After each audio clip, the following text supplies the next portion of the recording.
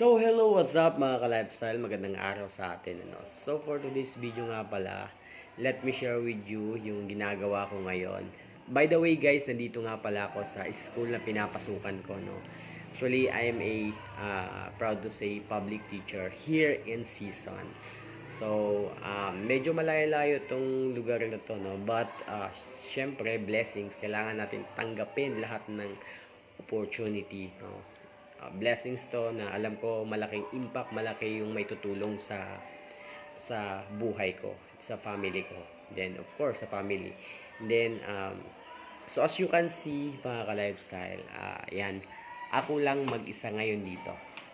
Kasi nga, half day lang yung duty ngayon. Meron ng memorandum yung DepEd, no? Na half day lang. So, ang mangyayari nito is very long weekend, no? So, ayun. Masaya kasi makakapag-relax tayo. Pero, pagbalik school, ganun din naman. So, maraming gawaing may iwan. But anyways, sabi ko sa mga student ko na half day tayo, no? Pero, 3-4 lang yung pumunta, nag-attend.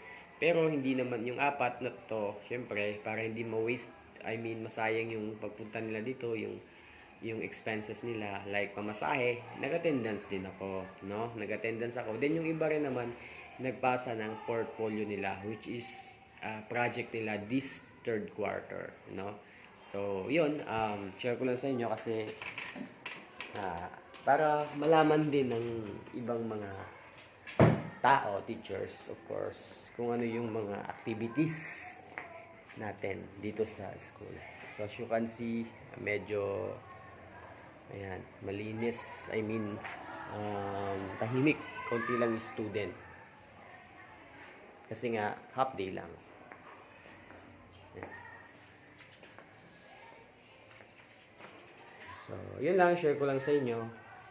Kasi, kakain na rin ako. Babush.